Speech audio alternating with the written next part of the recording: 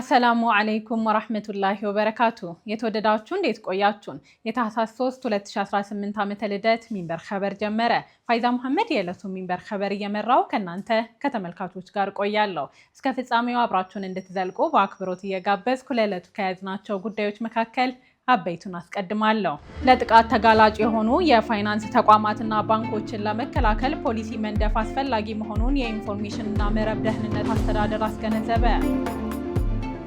የልጅነት ልምሻ ፖሊዮ መከላከያ ክትባት ዘመቻ ተጀመረ።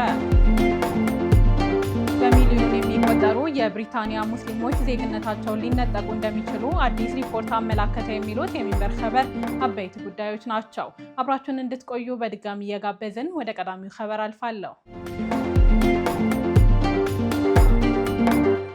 ለጥቃት ተጋላጭ የሆኑ የፋይናንስ ተቋማትና ባንኮችን ለመከላከል ፖሊሲ መንደፍ አስፈላጊ መሆኑን የኢንፎርሜሽን መረብ ደህንነት አስተዳደር አስገነዘበ።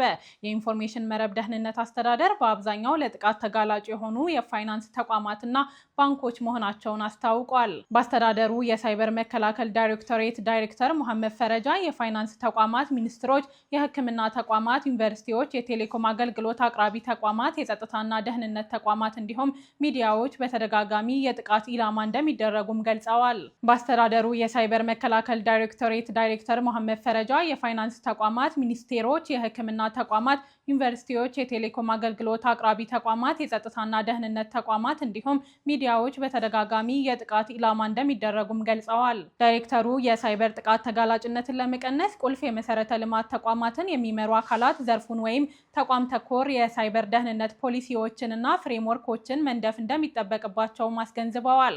ከዚህም በተጨማሪ ስታንዳርዶችን እንዲቀርጹና አሰራሮች እንዲኖራቸው ይጠበቃል ብለዋል። እነዚህን የአሰራር ስርዓቶች ወደ መሬት ለማውረድ በየዘርፉ የሰለጠነ የሰው ኃይልና መሰረተ ልማቱን ለመጠበቅ የሚያስችል ቴክኖሎጂ እንደሚያስፈልግም አስገንዝበዋል።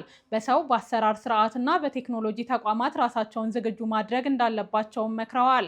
የሳይበር ደህንነትን በተቋማት ለማረጋገጥ ዝቅተኛ የሚባሉትን የደህንነት መስፈርቶች ማሟላትና ተግባራዊነታቸውን መከታተል እንደሚጠበቅም አመላክተዋል።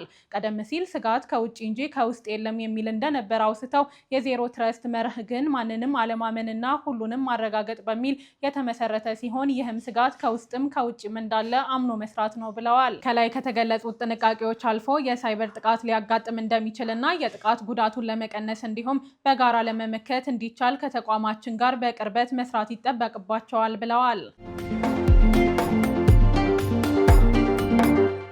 የልጅነት ልምሻ ፖሊዮ መከላከያ ክትባት ዘመቻ ተጀመረ።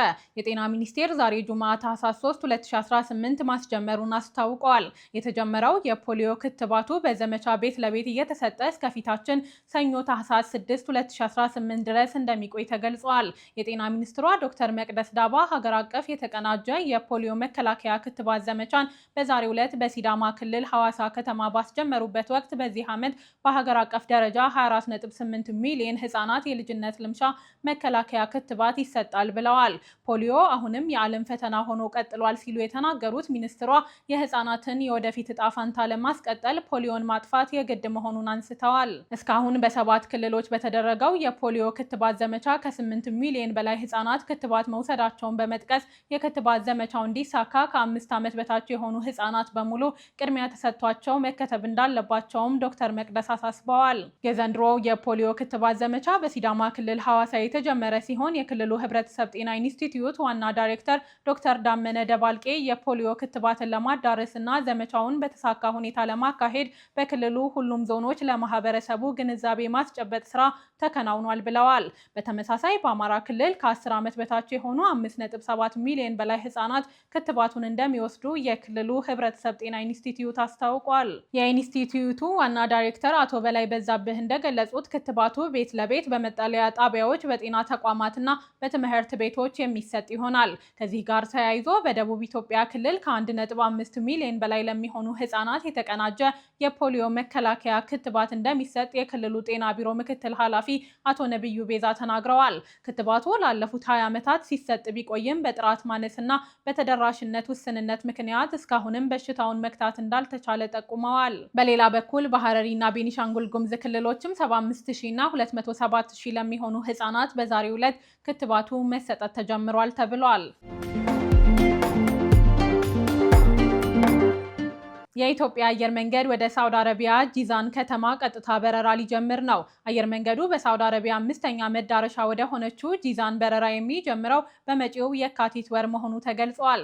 አየር መንገዱ የቱሪዝም መዳረሻ ወደ ሆነችው ጂዛን ከተማ የሚጀምረው የመንገደኞች በረራ ለቱሪስቶችና ለንግድ ስራ አንቀሳቃሾች ጥሩ ዕድል የሚፈጥር መሆኑ ተገልጿል። አየር መንገዱ ከአዲስ አበባ ወደ ሳውዲ አረቢያ የሚጀምረው 5ኛው የበረራ መዳረሻ በአፍሪካና በመካከለኛው ምስራቅ ሀገራት መካከል ያለውን የቱሪዝም የንግድና የህዝብ ለህዝብ ግንኙነት ለማጠናከር እንደሚያግዝ አየር መንገዱ በድረገጹ ባወጣው መረጃ አስታውቋል። የኢትዮጵያ አየር መንገድ በአሁኑ ሰዓት በሳውዲ አረቢያ ወደ ጅዳ፣ ሪያድ፣ ደማምና መዲና ባሉት 4 መዳረሻዎች በሳምንት ውስጥ 40 የበረራ አገልግሎቶችን እየሰጠ እንደሚገኝ ተመላክቷል። በአፍሪካ ከ60 በላይ በዓለም ከ145 በላይ መዳረሻዎች ያሉት የኢትዮጵያ አየር መንገድ አፍሪካን ከዓለም በአየር ትራንስፖርት በማገናኘት የላቀ ድርሻ ያለው ተቋም መሆኑ ተመላክቷል።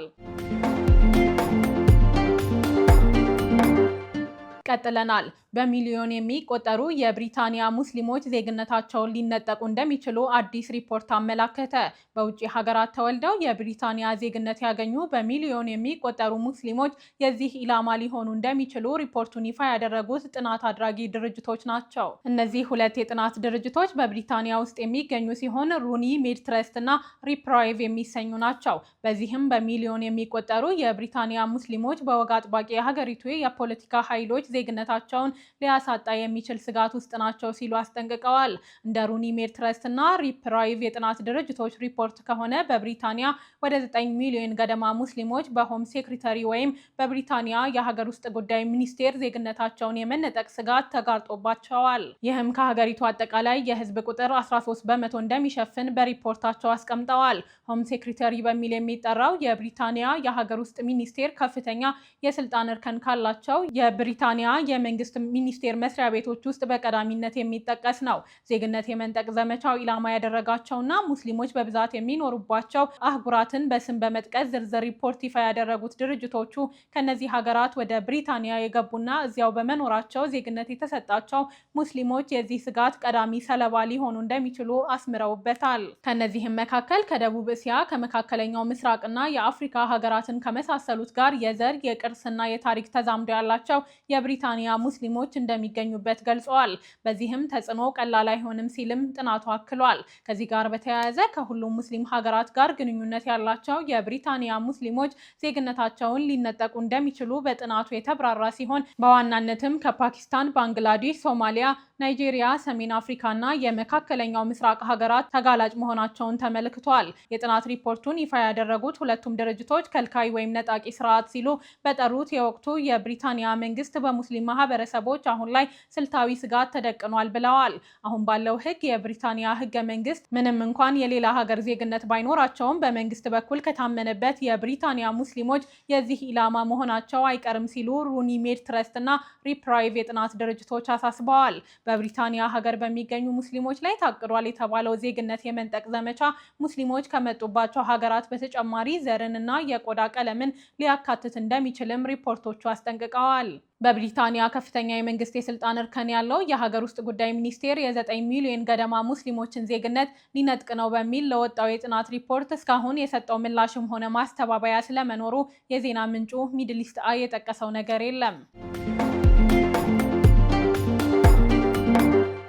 የተወደዳችሁ አሁን የሚተከታተላችሁ የምትገኙት ሚንበር ኸበርን ነው። አብራችሁን ስላላችሁ ደስ ይለናል። ለሚንበር ኸበር ጥቆማ ወይም ማስተያየት ካላችሁ በአጭር የስልክ ቁጥር 9282 ላይ ብትልኩልን አጣርተን መልሰን ለእናንተው እናቀርባለን። የሚቀናችሁ ማህበራዊ ሚዲያ ከሆነ በሁሉም አማራጮች @ሚንበር ቲቪ ብላችሁ ብትፈልጉን ታገኙናላችሁ። ድረገጻችንን www.minbertv.comን ብትጎበኙ ደግሞ አዳዲስ መረጃ ታገኛላችሁ። አሁን ደግሞ የዕለቱን አብይ ጉዳይ እናስታውሳችሁና እንመለስ። ለጥቃት ተጋላጭ የሆኑ የፋይናንስ ተቋማትና ባንኮችን ለመከላከል ፖሊሲ መንደፍ አስፈላጊ መሆኑን የኢንፎርሜሽን መረብ ደህንነት አስተዳደር አስገነዘበ። ቆይታ በኋላ በ14 ወራት ውስጥ ቢያንስ 50 ሺህ ኩዌታውያን ዜግነት ተነጥቀዋል ተብሏል። እንመለስበታለን። ይጠብቁን።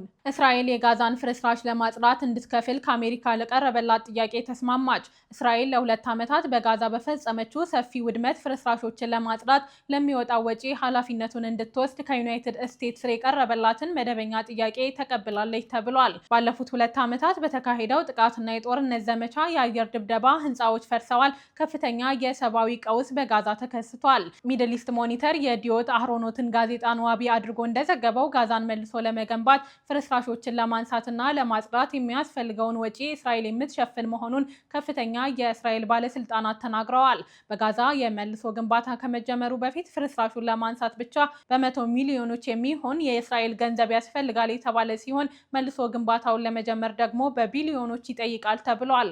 በተባበሩት መንግስታት የልማት ፕሮግራም መሰረት በጋዛ 68 ሚሊዮን ቶን የሚደርስ ፍርስራሽ መኖሩን ይገልጻል። በዚህ ሳምንት መጀመሪያ ላይ የኳታር ጠቅላይ ሚኒስትር ሼክ መሐመድ አብዱራህማን አሳኒ ሀገራቸው ጋዛን እንደገና ለመገንባት የሚወጣውን ሂሳብ እንደማትከፍል ተናግረዋል። አሳኒ ሌሎች ያወደሙትን ለመገንባት ቼክ የምንጽፈው እኛ አይደለንም ሲሉ የተናገሩት በዶሃ ፎረም በተካሄደው ዓመታዊ የዲፕሎማሲ ኮንፈረንስ ላይ ነው። ዩናይትድ ስቴትስ በጋዛ የሚንቀሳቀሰውን በተባበሩት መንግስታት የእርዳታ ስራዎች ኤጀንሲ ላይ ማዕቀብ ልትጥል መሆኑ ተዘገበ። የዩናይትድ ስቴትስ ባለስልጣን በተባበሩት መንግስታት የተቋቋመውና በፍልስጤም ለሚንቀሳቀሰው የእርዳታ ስራዎች ኤጀንሲ ላይ ከሽብርተኝነት ጋር በተያያዘ ማዕቀብ ለመጣል ውይይት ላይ መሆናቸውን ሮይተርስ 2 ምንጮችን ጠቅሶ ዘግቧል። የተባበሩት መንግስታት ድርጅት ኤጀንሲ በጋዛ፣ በዌስት ባንክ፣ በሊባኖስ፣ በዮርዳኖስ እና በሶሪያ የሚንቀሳቀስ ሲሆን በሚሊዮን ለሚቆጠሩ ፍልስጤማውያን እርዳታ፣ ትምህርት፣ የጤና አጠባበቅ፣ ማህበራዊ አገልግሎቶችንና መጠለያዎችን በመስጠት ይታወቃል።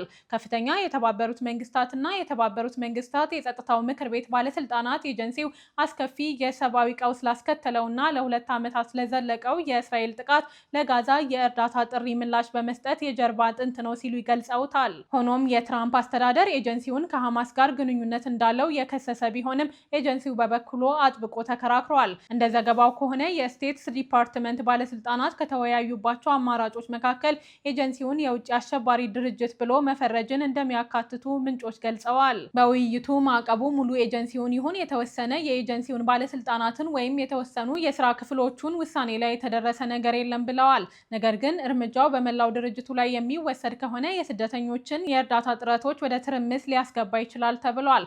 ቀድሞውኑም የገንዘብ ድጋፍ ቀውስ እያጋጠመው ያለውን የተባበሩት መንግስታት የእርዳታ ስራዎች ኤጀንሲ ሊያደናቅፍ ይችላል በሚል ከፍተኛ የህግና የሰብአዊነት ስጋቶች ማንሳቱ ተገልጸዋል። በዋሽንግተን የሚገኘው የኤጀንሲው ቢሮ ዳይሬክተር ዊሊያም ዴሬ የአሜሪካ ባለስልጣናት በውጭ አሸባሪነት ለመፈረጅ ውይይት እየተካሄደ ከሆነ አሳዛኝ ነው ብለዋል። እንዲህ አይነቱ እርምጃ ታይቶ የማይታወቅና ተገቢ ያልሆነ እንደሚሆንም ተናግረዋል።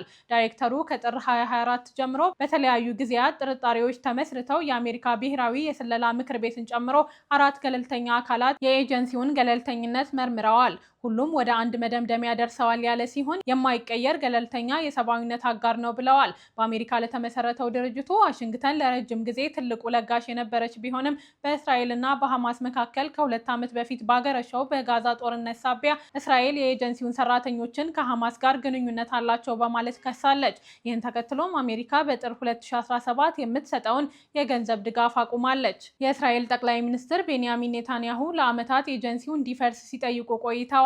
በእስራኤል ጥቃት በጋዛ ከ370 በላይ የኤጀንሲው ሰራተኞች ተገድለዋል ሲል የተባበሩት መንግስታት ድርጅት አስታውቋል። በ14 ወራት ውስጥ ቢያንስ 50 ሺህ ኩዌታውያን ዜግነት ተነጥቀዋል ተባለ። ከቀናት በፊት በእስልምና መምህርነት ጉልህ ተጽዕኖ ያሳረፉትን እውቁን ዓለም አቀፍ ዳኢ የጧሪቀት ሶይዳንን ዜግነት በነጠቀችው ከባለፈው ዓመት መስከረም ወዲህ ቢያንስ 50 ሺህ ግለሰቦች ዜግነት መነጠቃቸውን ሚድል ኢስት አይ ዘግቧል። ድርጊቱን የሚቃወሙ ቡድኖች ቁጥሩ ከ200 ሺህ እንደሚልቅ እየተከራከሩ ይገኛሉ። ለግምቱ መነሻ የሆነው የሀገሪቱ መንግስት ዜግነት የነጠቃቸውን የሀገሩን ሰዎች መረጃ ከተያዘው ዓመት መስከረም ወዲህ ይፋ ማድረግ ማቆሙ ነው። አጠቃላይ የህዝብ ብዛቷ 5 ሚሊዮን የማይደፍነው ኩዌት በገልፍ ሀገሮች ዲሞክራሲያዊ አገዛዝ ሰፍኖባታል ተብላ የምትታሰብ መሆኑን ያስታወሰው ዘገባው ያሁኑ የሀገሪቱ አሚር ወደ ስልጣን ከወጡ በኋላ የዜጎች ነጻነት እየተገደበ መምጣቱን አመልክቷል።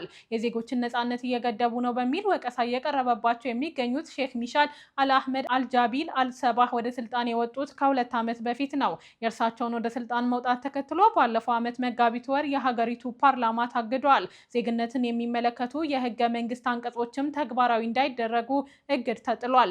በዚህም በርካታ የሀገሪቱ አክቲቪስቶች፣ ፖለቲከኞችና ተራ ዜጎች ጭምር ዜግነት ተነጥቀዋል። መንግስትን በመተቸት የሚታወቁ በርካቶችም በሌሉበት የእስር ቅጣት ተላልፎባቸዋል። ዜግነት ከተነጠቁት መካከል ተጠቃሽ የሆኑት ዶክተር ጧሪቅ አስወይዳኒን ዜግነት ሲነጠቁ የተገፈፈው የብቻቸው ሳይሆን በእርሳቸው አማካኝነት ዜግነት ያገኙ ሁሉም ሰዎች ነው። ውሳኔው የተላለፈው በምክትል ጠቅላይ ሚኒስትርና የሀገር ውስጥ ጉዳይ ሚኒስትር ምክረ ሀሳብ ቀርቦ በካቢኔ ከጸደቀ በኋላ መሆኑ ተገልጿል። የኩዌት ባለስልጣናት ቀደም ሲል በማጭበርበር የወንጀል ድርጊት ወይም ስጋት በሚጋርጡ ጉዳዮች የተሳተፉ ግለሰቦች ዜግነት ሊሰረዝ እንደሚችል ቢገልጹም በጧሪቅ አስወይዳኒን ጉዳይ የህግ ማብራሪያ አልሰጡም። የዜግነት ንጥቂያውን ድንጋጌ በይፋ በጋዜጣ ላይ ከታተመ በኋላ ወዲያውኑ ተግባራዊ ሆኗል። ውድ ተመልካቾች ለዛሬ ያዘጋጀነው የሚንበር ኸበር በዚሁ ተጠናቀቀ። ፋይዛ መሐመድ አብራችሁ ቆየሁ። ወሰላሙ አለይኩም ወራህመቱላሂ ወበረካቱ።